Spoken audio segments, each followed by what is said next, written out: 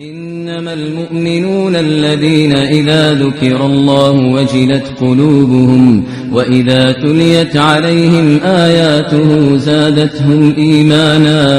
وعلى ربهم يتوكلون. نحمده تعالى ونستعينه ونستغفره ونستهديه ونعوذ بالله من شرور أنفسنا ومن سيئات أعمالنا. من يهده الله فلا مضل له ومن يضلل فلا هادي له، وأشهد أن لا إله إلا الله وحده لا شريك له، وأشهد أن محمدا عبده ورسوله. يا أيها الذين آمنوا اتقوا الله حق تقاته ولا تموتن إلا وأنتم مسلمون. أما بعد، فإن أصدق الكلام كتاب الله. باشترين كلام كلامي خواي پروردگارو، وخير الهدي هدي محمد صلى الله عليه وسلم، وباشترين الريباز الريبازي محمد مختار صلى الله عليه وسلم، وشر الأمور محدثاتها، وخرابترين كارك خرابترين ريبازيك أو ريبازانيك داهن راو بيچواني ريبازي بيغمري خدايا صلى الله عليه وسلم. وكل محدثة بدعة وكل بدعة ضلالة وكل ضلالة في النار. وهمو داهن راوك لسر ريبازي بيغمري خوا صلى الله عليه وسلم بدعو خراپيو لاريو لادان للرباز أصلا كي پیغمبري خوشوي صلى الله عليه وسلم، وهر لادانكش لسر ربازي پیغمبري خوا بيگومان شوينكي آگري دوزخ. خوشوي سكانم مسلمان برزكان، ايما للروجك چنجارك على الأقل پنا اگرين خواي قورا لشيطان لا فێڵەکانی شەیطان و تەڵەکەکانی شەیطان. بۆ پەنا ئەگرین لە شەیطان، بۆ پەنا ئەگرینە خوا لە شەیطان. ئەمە بابەتێکە حەقە پێویستە ئێمە بیزانین و هەندێ لێی تێبگەین و بزانین ئەعوذ بالله من الشەیطان الرەجیم معناکەی چییە، حیکمەتەکانی چییە، و پاشان لە چەند شوێنێکە کە خوا لە قورئانی پیرۆزە ئەمرمان پێ ئەکا و هەروەها پێغەمبەری خۆشەویستیشمان صلى الله عليه وسلم لچن شوێنێکی ترا فەرمانمان پێەکا کە ئێمە پەنا بگرینە خوا لە شەیطان. ئێمە ئەوەتان بۆ ڕوون بکەینەوە و وتاری ئەمڕۆمان ئین شاء الله تعالى لەسەر ئەو بابەتەیە. پێشا معنای شەیطان. ئێمە طبعا شەیطان وعدی داوە هەر لەو ڕۆژەوە کە خوای پەروەردگار بڕیاری دا کە شەیطان کاتێک ئەمری کرد کە مەلائیکەکان سوژدە ببن بۆ ئادەم و شەیطانیش لەگەڵ ئەوانە خەریکی عیبادەت بوو، شەیطان بڕیاری دا کەوا سوژدە نەبا و وتی ئەوت لە خۆڵ دروست کردووە، منت لە ئاگر دروست کردووە، من لە ئەو باشترم. هەر لەو ڕۆژەوە کە خوای تەعالا بڕیاری دا شەیطانی گەورە کە ئیبلیسە دەریکا لە ڕەحمەتی خۆی، هەر ئەو کاتە وعدی دا و سوێنی بە عزەتی خوای پەروەردگار خوارد. وتی خوای گەورە ئەفەرمێ لە قورئانە قال فبعزتك لأغوينهم أجمعين. وتي بعزتي تو سوين بعزتي تو إخوة همويان قمراكم، همويان للرجال لا أدم إلا عبادك منهم المخلصين، إلا أو بندانت نبي كبتواوتي يكلابون توبو خواي تعالى وبباكي وبصاغي عبادتي خواي پروردگاركن، بباكي وبصاغي عبادتي خواي پروردگاركن. أعوذ بالله يعني پشت بخواي گەورە ئەبەسم، خواي گەورە ئەکەمە قەڵغان لە بەینی خۆم و لە بەینی شەیطانە و پەنای پێ ئەبەم و ئەو ئەکەمە مەلجەئی خۆم، یعنی پەناگای خۆم خواي پەروەردگارە لە شەیطان کەوا بمپارێزی لە وەسوەسەی شەیطان، لە گومڕاکردنەکانی شەیطان، لە هەنگاوەکانی شەیطان، لەو خوتورانەی کە شەیطان ئەیتێرێتە دڵما، لەو شتە ناشرینانەی کە شەیطان لەبەر چاومی جوان ئەکاتەوە. طبعا شەیطان هەموو شتێکی ناشرین ناپەسەند کە خوا پێی ناخۆش بێ لەبەر چاوی ئینسان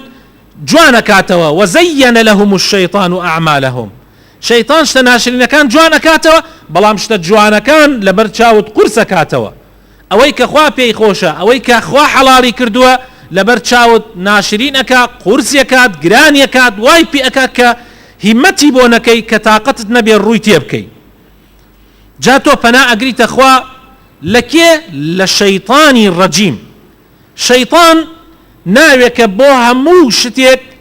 يعني شيطان لزماني عربية يعني دور خراوة يعني دور يعني شيطان كإبليسي قوريا وشياطينش كأوانن كيارمتي دري شيطان وكاركاني شيطان هل أصورين ايتر بريكيان جنوكن كديارنين وبريكيان إنسانا شويني شيطان كوتون كديارن وبتشاوي خمان ايان بينينو خريكي أو كارانن بريتين لو كساني كطبعيان وسروشتيان بيتشواني سروشتي فطرتي باكي إنسانية يعني كاركانيان دورة لفطرتي باكي إنسانية بهوي أو فسق فجوري كتياياتي بهوي خرابة كاريكان لشر خرابة كتياياتي يعني أو إنساناني يا أو جنوكاني كمخالفي فطرتي بشر أجولينوا بقسي شيطاني قوري إخوان أكن كإبليس بيتشواني فطرتي بشر أجولينوا بيانو تري شياطين بيانا وتري شياطين واتا شيطان كان ويارمتي دري شيطان أدن رجيم يعني لدرجاي خوا دركراو يعني لدرجاي خواي قورا دركراو بويا ايمش او برديك او شينيني لا حاجة بي او تري رجمي شيطان يعني رجمي جمرات يعني رجم يعني توب دوري خيتوا يعني لدرجاي خود دوري خيتوا لدرجاي دلي خود دوري خيتوا لماذا نستعيذ بالله من الشيطان بو إنسان داواءك لخواي تعالى لشيطان بدور به بو داواءك خوش يسكانم ما مستايك با درسي تلبكاني داتوا بيكي لتلبكاني الله اگرتور روشتيتا بشوين يكاتي بربوي بريقايك لسر ريقاك ران يكبو رانا مر يكبو وصيكي درندا لوي ابو حرسياتي او راني يكر توش ناچاری بو ڕێگایە بچی ڕێگای تر نییە چی ئەکەیت ئەوی شوتی یعنی ئەگەر سەگەکە پێت وەڕی چی ئەەکەی ئەوی شوتی بەردی تێگرم و لە خۆم دوورێ خەمەوە ئەیوتی ئەگەر هەر وازی نەهاورد ڕۆیشت و هەم هاتەوە دووبارە پێت وەڕی وتی هەم بەردی تێگرم وتی ئەگەر هەم دووبارە هاتەوە و یعنی مەجالی نەدای وتی هەم بەردی تێگرم ئەیوتی ئەمە ڕێگاکە زۆر دوورەکاتەوە یعنی ئەو هەر بێت و تۆ بەردی تێگریت و هەم بەردی یعنی بەم شێوازە نێرێ بڕۆی ئەمە زۆرەکە أي بو يكسر بانجيكي خاوني مرة كان ناكيد وبي درقات بو بكاتو اگر خاوني مرة كان هات ايتر تواو ساقاكش بيت ناوري بآساني تي أبري فرموي أمي نمونيك بو هنايا وي بو تلبكاني كوا أمي پناگردن بخواي قوري لشيطان شيطان أوري بإنسان كاتيا تو برقاي راسي خوايا أتي ئەوە بەم لاو بەولایە هەوڵەدا لادا ڕێگا ڕاستەکە نەگری تۆ هەموو جارێ ئەگەر ببتێ بە شان و شەوکەتی خۆت و بە قووەتی خۆت و بەهێزی خۆت بەرامبەری شەیطان ببیتەوە ناتوانی بەرگەی ناگری دوورە ڕێگاکە جاکە پەنات گردە خاوەنی ڕێگاکە خاوەنی ئەو شەیطانەی کە دێتە سەر ڕێگاکە ئەو کاتە نەجات دەدا ڕزگارتەکە بۆیە لەوێ ئینسان پنا ئەگرێتە خوای گەورە لە شەیطان لەبەر ئەوەی خوای گەورە خاوەنی ئێمەیە و خاوەنی هەموو شتەکانە و خاوەنی شەیطانیشە لەبەرەوە هەر کەسێ پنا بگرێتە خوا ئینشاء الله پارێزراو ئەبێ لە شەیطان و لە شەڕی شەیطان. الاستعاذة لا تكون إلا بالله عز وجل پناگرتن یەکێکە لە جۆرەکانی عیبادەت نابێ ئیلا ئەبێ بەخوای پەروەردگار بێ بەغەیری خوا نابێ وەکو چۆن پێغەمبەری خوا صلی الله عليه وسلم پنا ئەگرێ بە وەجهی خوا یا پنا ئەگرێ بە ڕەزابوونی خوا لە تووڕەیی خوا یا پنا ئەگرێ بە کەلیماتی تەواوی خوای پەروەردگار تەنها خوایە کە ڕەبی هەموو شتەکانە پەروەردگاری هەموو شتەکانە پەروەردگاری خەڵکە پەروەردگاری جنۆکە و ئینسانەکانە پادشای هەموو شتەکانە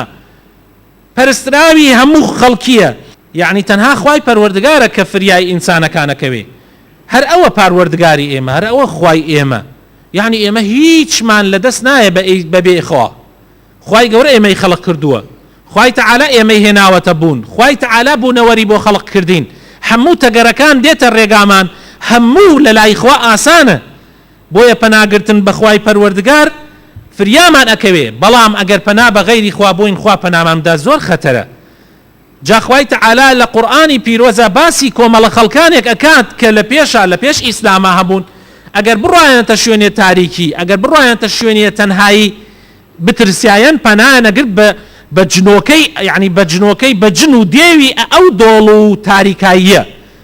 جا خوای تعالی لە قورئانە باسییان ئەکا و ئەفەرمێ وإنه كان رجال من الإنس يعوذون برجال من الجن فزادوهم رهقا.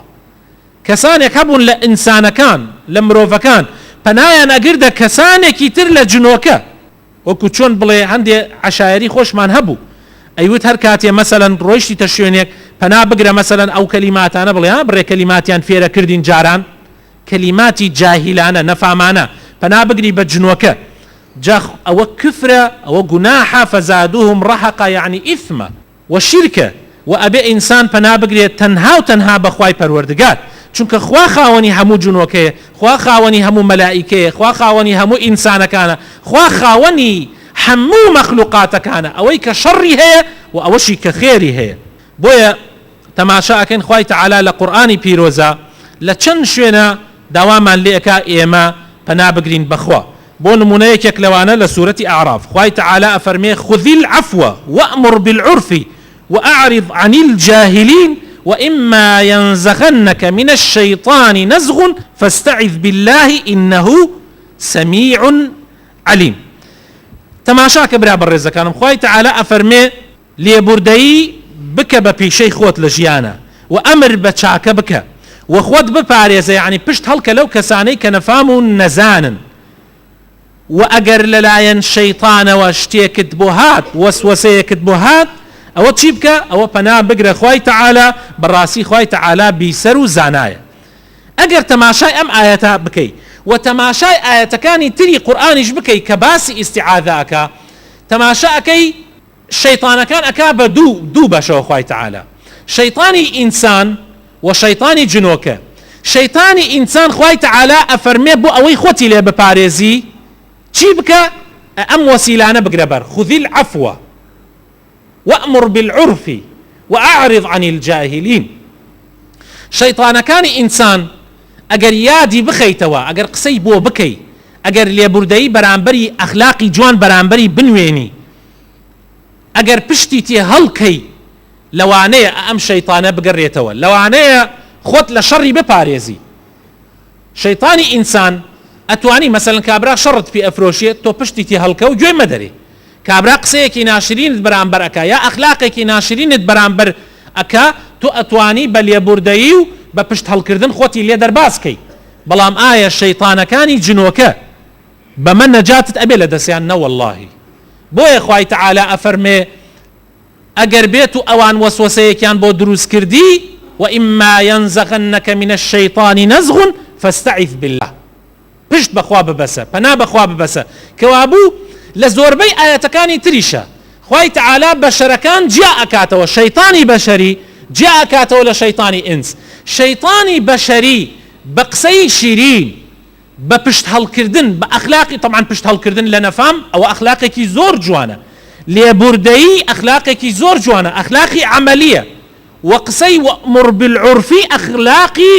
قەولیە، یعنی ڕەوشتێکی قسە، یعنی ئینسان ڕەوشتەکانی بێتە دوو بەشۆ. قسەکردن، قسەی شیرین بۆ ئەو کەسانەی کە غەڵەتن، ڕێبازێکی خراپیان گرتووەتە بەربوونەتە یارمەتی دەری شەیطان، بە قسەی جوان لەوانەیە بێنە سەر ڕێگا. ئەگەر بە قسەی جوان نەهاتن، بە ئەخلاقی جوان و بەکردەوەی جوان دووریان لێ بگرە، ئەو کاتە نەجاتت ئەبێلیان. بەڵام شەیطانەکان واز ناهێنن، شەیطانەکانی جنۆکە واز ناهێنن ئیلا پشت بەخوای گەورە ببەسی، پەنا بەخوا بگری، ئەو کاتە لێت دوورەگرن. تەماشا کە ئاەتەکانی تریش خوای تعالی ئەفەرمێ ادفع بالتي هي أحسن، ادفع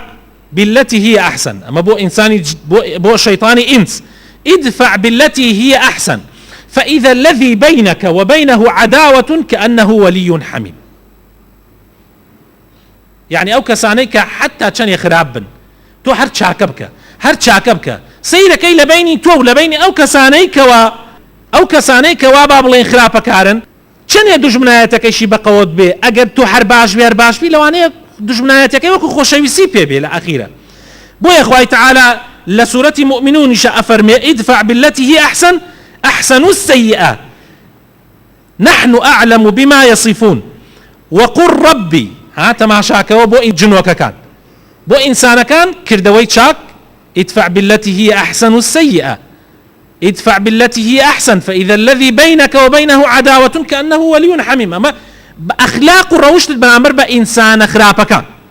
بەڵام بە جنۆکە ئایا ئەبێت بە ئەخلاقی جوان یان بە قسەی جوان ناخواتۆ لەگەڵ ئەوانە. بۆیە خوای تعالى ئەفەرمێ وقل ربي أعوذ بك من همزات الشياطين وأعوذ بك ربي أن يحضرون. پنا بگری بخوای تعالى لهمزات شياطين. همزات يعني ئەو شتانەی ئەو پاڵنەرانەی کە شەیطان پاڵی ئینسان ئەدا بۆ خراپەکردن و هەندێک لە عولەما ئەفەرمن وەکو لە حەدیثێکە هاتووە أفرمي همزي شيطان واتا موت واتا جنون واتا شيت كردن فنا أقرم أخوا يا ربي لشيطان ولا لشيتي شيطان كشيطان دس لإنسان بوشيني إنسان برو شيتي بباخ فنا بتو أقرم أي خوايا. وأو آياتانيش كلبرتانا حموتان لبرتانا قل أعوذ برب الفلق من شر ما خلق ومن شر غاسق إذا وقب ومن شر النفاثات في العقد ومن شر حاسد إذا حسد. قل أعوذ برب الناس ملك الناس إله الناس من شر الوسواس الخناس الذي يوسوس في صدور الناس من الجنة والناس. تماشا كي برا برز كانم لم آياتانيش كخواي تعالى أم آياتاني بس دا يعني وكو تايبت دا بزاندوا بو أوي إنسان پنا بقريت أخوال لشر الشيطان كان ولا شر إنسان الشيطان كان مروف الشيطان كان. أم آياتانا هموي يارمتي دري إنسانا پاڵەری ئینسانی ڕاستەقینەن بۆ ئەوەی لەسەر ڕێبازی خوا بەردەوام بێ و پەنا بگرێتە خوا لە شەیطان. حتا تەنانەت خۆشەویستەکانم ئەگەر ئینسان لە هەموو حاڵەتێکا بەڕاستەقینەی پشت بەخوای گەورە بۆسێ خوا یارمەتی دەرێتی بەس بەڕاستەقینەی ئەعوذ بالله وەکو شمشێرێکی تیژ وایە وەکو شمشێرێکی تیژ وایە. ئەم شمشێرە تیژە بەڵام بەدەستی ئینسانێکی ترسنۆک و ئینسانێکی بێغیرەتەوە بێ هیچ قیمەتی نییە. بێنە گیانی ناتوانێت بکا پیا هەڵیگرێ دەستی شمشێرەکە لاگرێ دیفاع لە خۆی بکە. بەڵام ئەگەر بەدەستی کەسێکی بەغیرەت و زیرەک و ئازاوە بێ ئەو کاتە بەو شمشێرە پەنا یعنی کاتێ شمشێرەکە ئەگرێتە دەست ئەتوانێت دیفاع لە خۆی بکە ئەتوانێت بەرگری لە خۆی بکە. جا هەنێ کەسەیە بە ئیخلاسەوە پەنا نابەنە بەرخوا بۆیە وەکو ئەو وایە کەسێکی بێغیرەت شمشێرێ بەدەستیەوە بێ پەناگرتن وەکو شمشێرە تیژەکە وایە ئینسان ئەتوانێت سلاح و چەکێکی زۆر بەهێزە بەڵام چی سفادەیەکی بەدەست کەسێکی بێغیرەتەوە بێ. بەڵام ئەگەر بەدەستی کەسێکی زۆر مخلیصەوە بێ ئەعوذ بالله هەر پەنای گردە خوای گەورە یەکسەر خوای تعالی پەنای ئەدا. ئەگەر تەماشای دایکی مەریەم بکەی لە قورئانە کاتی حاملەیە بە مەریەم لەوێ ئەڵێ چی ئەڵێ ئوعیذها بکە وذريتها من الشيطان الرجيم. خوایە گیان ئەم مناڵەکە لە سکمایە خۆی و زوڕیەتەکەی پەنا ئەگرم بە تۆ خوایە پەنایان ئەدەم بە تۆ لە شەیطانی نەفرین لێکراو پەنایان ئەگرم بە تۆ لە شەیطانی نەفرین لێکراو. ئەمە ژنێکە حامیلەیە دوو گیانە داوا لە خوا ئەکا کە خوای گەورە پەنای ئەم مناڵەی سکی بدا خۆی و زوڕیەتەکەیشی لە شەیطانی نەفرین لێکراو. تەماشاکەن برا بە ڕێزەکانم پێغەمبەری خۆشەویست ئەفەرمێ صلى الله عليه وسلم ئەفەرمێ ما من مولود إلا ونخسه الشيطان. ئەڵێ یەک مناڵ نییە کاتێ لە دایکە بێ ئیلا شەیطان ئەژەنێ پێوە هاوار ئەکات و کاتێ هاوار ئەکات و کاتێ لە دایکە بێ ئیلا شەیطان ئەژەنێ پێوە. مناڵ نییە ئیلا شەیطان نەژێنێ پێوە. بەڵام کێ نەبێ لەمە دەربەدەر ئەبێ إلا ابن مريم وأمه إلا عيسى كري مريم دايكي لبرشي لبروي دا بيريان دايكي مريم لكاتي خويا بناي قرد خوايا بناي أمن على وزريتك أو من على مريم درشو وزريتك شكي درشو عيسى درشو چەند مهمە خۆشەویستەکانم. بۆیە پەناگردنە خوا یەکێکە لە ولو سلاح بهيزانة لو چك بهيزانة كإنسان أباريزي لشيطان ولا شر شيطان كان إنساني مسلمان أبي أو سلاحي دائما بيبي بو أوي خوي بباريزي لشيطان ولا شر شيطان كان داوا كارم خوي قرب خاطرنا وجوانا كان خوي هداية من دا نوري إيمان خاطر الله كان مانو رحمان بيبكا يا ربي خوايا بنات في أجرين لشيطان ولا شر شيطان كان لشر شيطاني إنس شيطاني جن يا ربي خوايا بو خاطرنا وجوانا كان يخوت بو خاطر اسم عظمي خوت يا رب العالمين يا رمتي من بدي لدنيايا بتوانين عبدك راستقيني خوت بين لسر بازي بيغمركت بين حتى أو رجاء جين ولقاء خوت يا ربي خوايا رحم با مردوكان من بك يا رب العالمين يا ربي شفاي نخوشكان من بك يا الله بتايبتي أو نخوشاني كداواي دعاي خير يعني ليكردين إرمانكا كوا فنا بقرين أخواواتا استعاذ بكين بلين أعوذ بالله من الشيطان الرجيم هنديكي لمتارباسكين إن شاء الله تعالى يكميان بيش أوي قرآن بخوينين سنة إنسان بيش أوي قرآن بخويني بلي أعوذ بالله من الشيطان الرجيم بيش أوي دس بقرآن خويندن بكي بلي أعوذ بالله من الشيطان الرجيم لبروي خواي تعالى لقرآني بيروز أفرمي فإذا قرأت القرآن فاستعذ بالله من الشيطان الرجيم وبيغمر إخوة واي كردوا وصحابة كاني بيغمر وايان كردوا لو رجوا حتاوكو أمروش هر بوشي وازا قرآن خوين راوتوا بيش أوي دس بكري بقرآن بلي أعوذ بالله من الشيطان الرجيم دوهم لكاتيكا كنيج أكي بيش أوي فاتحة بخويني الله أعوذ بالله السميع العليم من الشيطان الرجيم من همزه ونفخه ونفثه فنا أقريت أخوال لشي لشيطان الرجيم لنا همز بوكو باس ما كد يعني الشيتي دس وشاندني شيطان ونفخه واتا فوتي كردني شيطان يعني كبر ونفثه واتا شعريكي ناشرعي شيطان أو قصز زلاني كشيطان إخاتا سر زماني هاوريكاني خوي بو أوي خلقي بيا قمراكم فنا أقريت أخوال للشيطان بويا سنة إنسان كاتيك كنيوج أكا أمانة بلي كوابو إيسا يكم وتمان لكاتي قرآن خوندنا دوهم لكاتي نيوجا بيش أوي دسكي بفاتحة سنة إنسان بلي أعوذ بالله من الشيطان الرجيم يا بلي أعوذ بالله السميع العليم من الشيطان الرجيم من همزه ونفخه ونفثه أما سنتي في غمر إخوة صلى الله عليه وسلم ولكاتي تربوني شا إنسان كاتي هستي كرت زور توريا خوي زور بي مشاكلي أم دنياي برا برزا كانم قتل طلاق خواردن شر كردن سرشكاندني خلقي كيش دروس كردن مشاكل دروس كردن لنيواني خلقات زور بي لتوريوتي إنسان تورا أبي يتر لو كاتا بندا جهر كاتي هست كرت زور توريتو چار خوت ناكي بلي أعوذ بالله من الشيطان الرجيم پیغمبر إخوة صلى الله عليه وسلم دو زلامي بيني تورب شركا آدم يعني ليك جير بو يكي كان أمن دا توربوا يعني دمشاوي سورو بوتوا أقاي لخوينا ما وان دا توربوا پیغمبر إخوة صلى الله عليه وسلم عندي أصحاب كان دانشتبون لبي فرموي من كلميك أزانم أقر أو كابرايا وأيسا أو نتوربوا بيلي توريكي نابيني وتيان شي أي پیغمبر إخوة فرموي أعوذ بالله من الشيطان الرجيم أو كابرايا أيسا بيلي توري نابيني شو الشيطان إنساني آوا بيكردوه عليك يكيك هل سياوتي بيوتي پیغمبر إخوة فرمويتي أقر بلي أعوذ بالله من الشيطان الرجيم أو توريت ناميني وتي دوازم ليه بينا هو من شيط نيم يعني شيط نبو من نيوت أعوذ بالله من الشيطان الرجيم سبحان الله جاء شيء هركس بيلي لكاتي توريا شيطان لجاني درأتي شيطان لدوري ناميني بويا توريا كي دا أمركيتوا جاء مسي شوينه وباقي كيش إن شاء الله بوتالي دهاتو بس يكين زور جرينجا خوش يسكانم إنسان لكاتي توريا لكاتي قرآن خوندنا ولكاتي دس بيكردني نيجا بلي أعوذ بالله من الشيطان الرجيم